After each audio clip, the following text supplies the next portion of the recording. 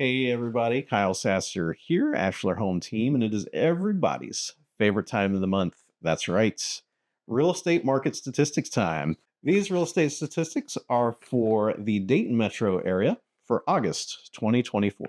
Now, you might be asking yourself, on this report it says July 2024. Why is he calling these the August numbers? Well, these are the most recent numbers that I have, and the reason why is because we compare month to month. Week to week is too short. There's too much variance in weeks to week. Month to month is a much better way to gauge and compare.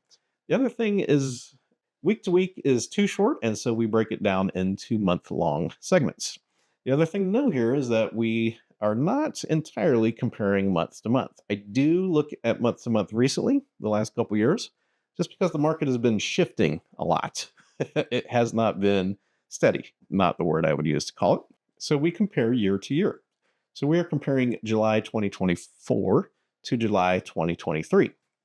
And from that, we can discern where the market is at now.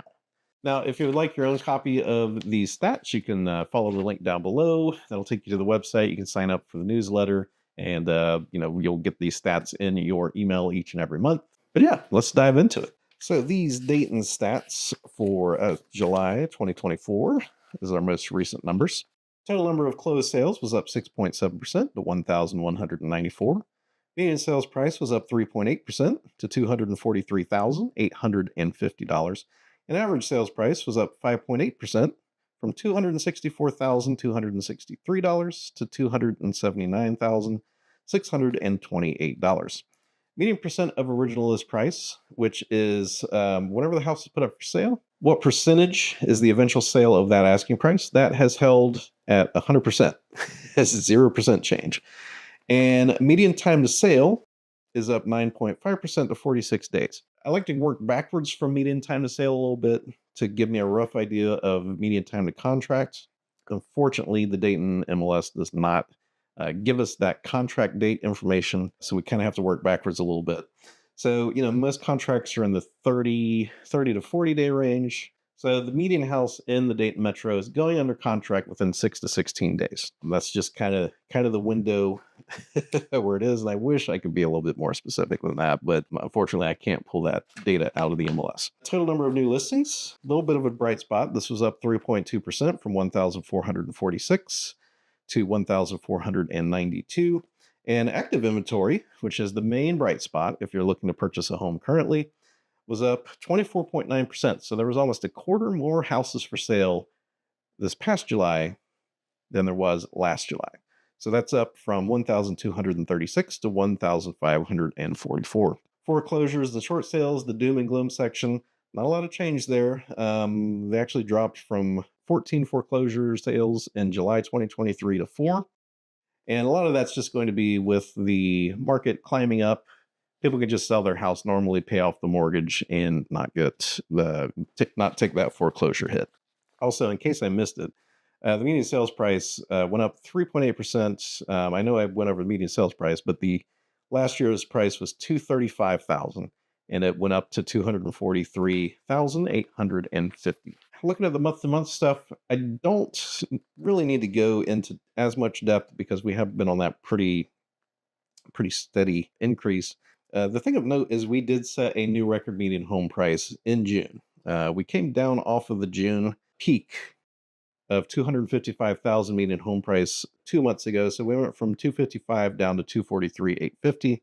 And that's kind of in the normal kind of summer swing. If you look at the map here, you can see that there's kind of a, just kind of a steady, a steady sort of move there. But to me, the overarching thing here is the number of new listings, while up, is still historically pretty low. So you can see that here from this chart. Number of new listings were at 1,500. However, if you look at like 2021, we had 2,000. So that's a full 500 more homes that went up for sale in July 2021 compared to 2024. Now, I do like to break things down by price point because the general numbers are helpful, but a lot of things shift depending upon what the price point of the market you're in.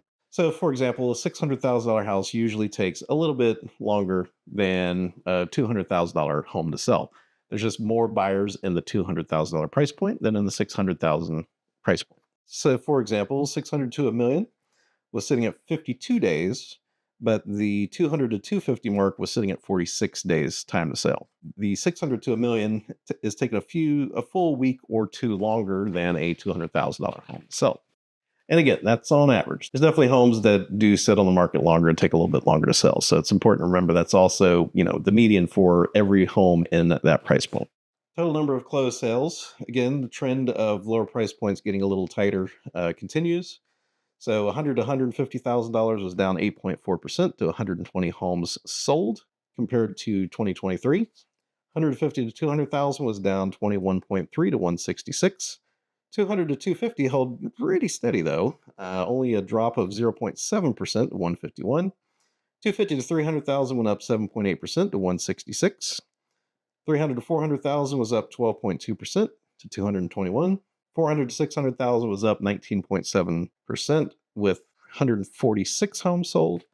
And 600 to a million was up 16.7%, total of 49 homes sold. And then a million or more was up 125%, but there was only 9. Number of new listings, unfortunately, under the 150 price point, there's been fewer homes for sale. So for example, 50 to 100 dropped 28.9% to 86. 100 to 150 dropped 9.9% to 172. Everything else, there was more, except for 250 to 300, which had a 14.1% drop to 171. But just to kind of plug in a few more numbers here. 200 to 250 was up 20.2% to 214 homes new listeds. 300 to 400 was up 22.3%, 269. And 600 to a million was up 47.1% to 75. So that's the good news. There are more homes to choose from now compared to last year. And that's also mirrored in the current inventory, which is pretty much up across the board except for the 1 million or more or under 100,000. Like 150 to 200,000 was up 84.3% to 223. 200 to 250 was up 33.9% to 154. 250 to 300,000 was up 6.4% to 166. 300 to 400,000 was up 38.3% to 253. 400 to 600,000 was up 18.2% to 247. 600 to a million was up 55% to 169. And again, that million or more dropped 12.8% to 34. So those are the Dayton real estate market statistics. So if you think back to your mathematics class, you might remember mean and median and mode, or average, I think is mean is the equivalent of mean. So an average is where you would take, say, 5 houses. You would add up the prices that those houses sold for, divided by 5, and that gives you the average price. Median is a little bit different, though. So what median is that's where you have, let's say, 30 to 30, 40, 50 homes. The median price is the house where there is an equal number of homes at a higher price and a lower price. So it's more of the true midpoint of the market. Average sales price tends to get pulled a lot harder if there was significantly expensive homes sold or a lot of significantly less expensive homes. Median does not tend to get pulled as much by those kind of outlier cases, although with the number of sales being as low as they are, it does move more than it had previously. So obviously, if you're selling 800 or 1,000 homes in a month, that's going to move that median home price number a lot harder than if we were selling 2,000 or 3,000 like we were a few years ago. So you kind of have to, context matters, and you have to keep all that in mind as you're looking through these statistics. So what do we make of this? Well, basically, home prices in Dayton have been going up, and the primary reason why is because active inventory is still extremely low. There's just no getting around that. We are selling about 1,200 homes last month, and there was only 1,544 homes for sale.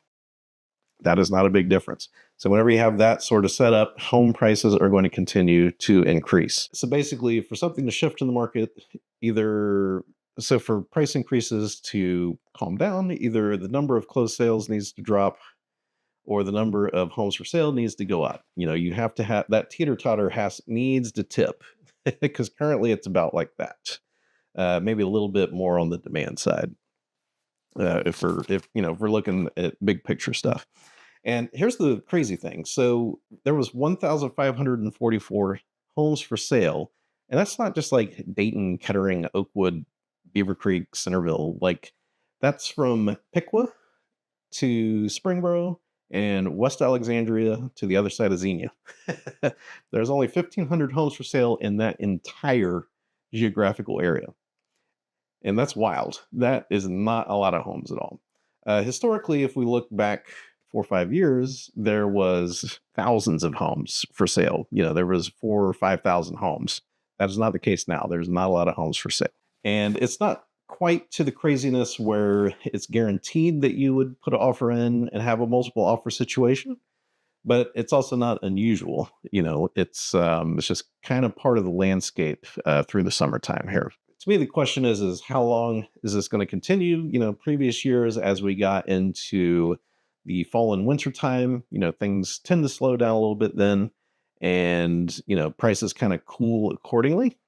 But if we maintain high demand through the wintertime, home prices could potentially still climb. So, and we did have a recent bit of a drop in interest rates. And so, that usually takes a month or two to finally show up in total number of completed transactions.